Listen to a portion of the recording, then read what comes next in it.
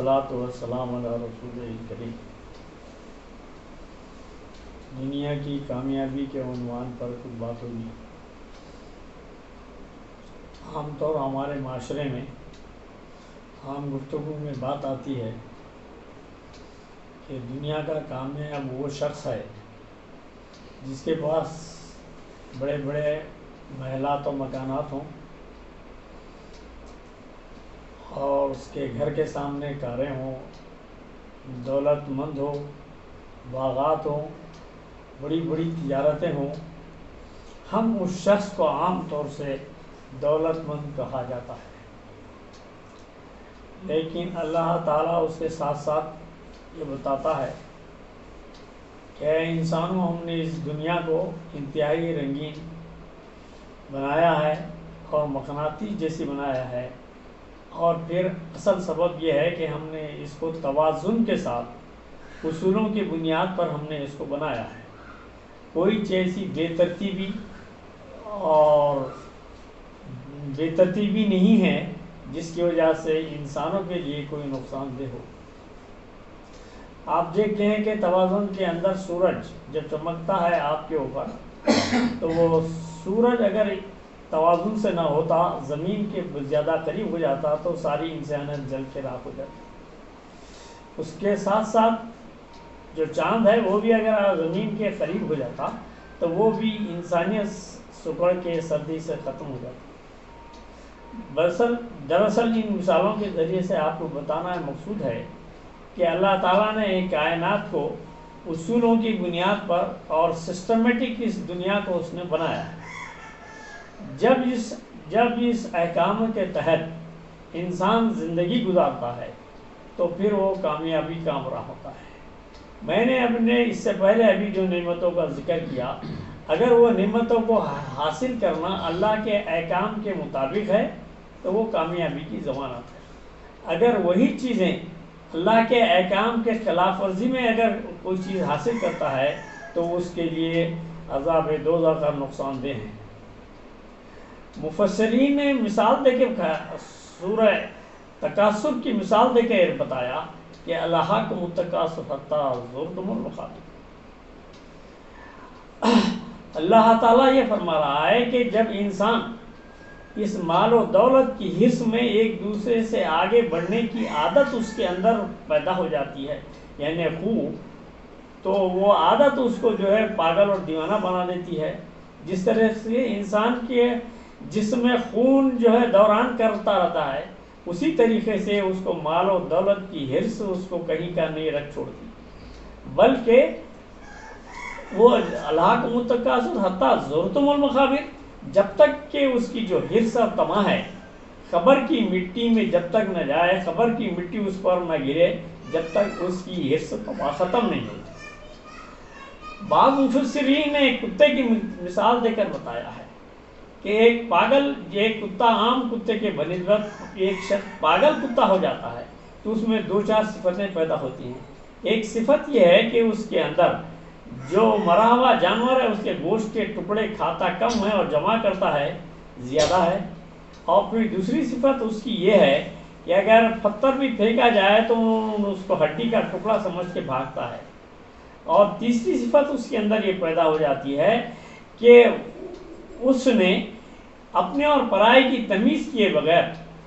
ہر انسان کو کاٹنا شروع کر دیتا ہے، گویا اس کے اپنے اور پرائے کی تمیز بھی ختم ہو جاتی ہے۔ اس میں چوتھی صفت یہ پیدا ہوتی ہے کہ اس کی عام طور سے دم جو ٹیڑھی ہوتی ہے وہ سیدھی ہو جاتی ہے، اور اس کے منہ سے جو زبان ہے وہ باہر نکل جاتی ہے اور اس سے رال ٹپکتا رہتا ہے۔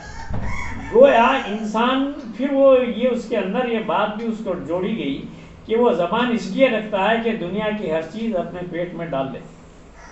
اس تمثیل کے ذریعے سے اللہ تعالیٰ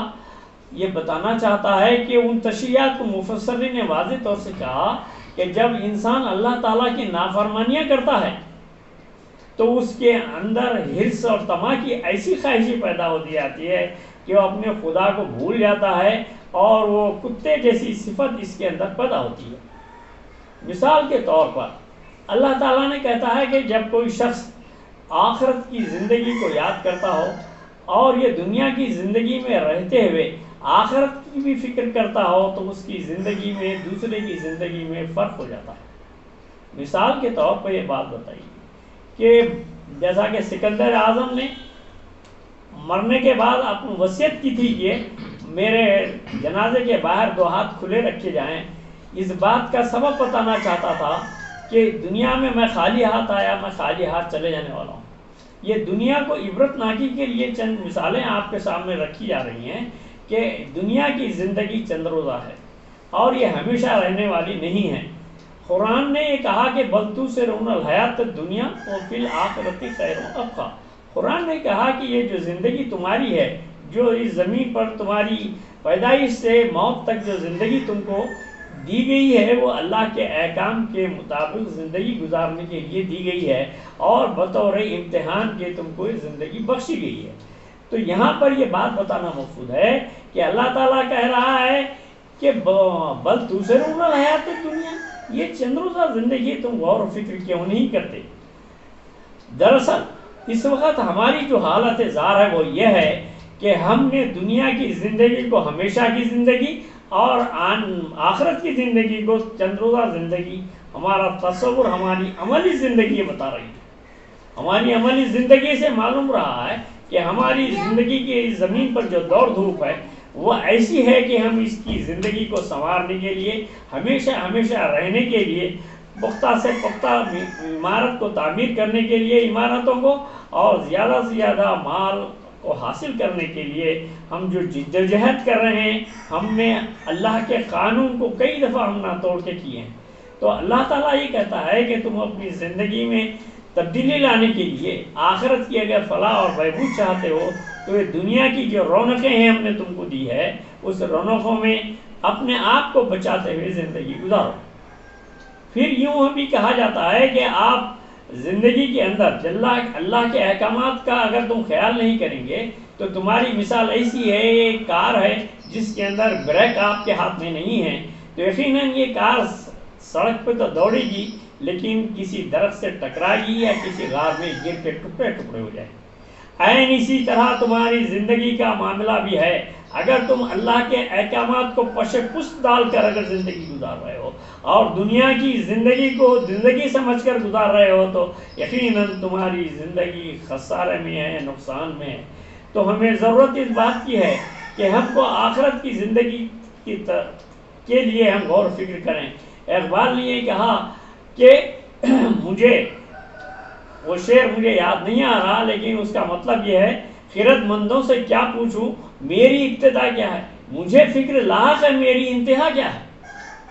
علامہ اقبال نے کہا کہ میں اس بحث میں پڑھنے سے پہلے مجھے اب فکر پیدائش کہاں سے کیا ہوئی، اس میں بحث پڑھنے سے پہلے میں اس فکر میں ہوں کہ میری انتہا کیا ہے۔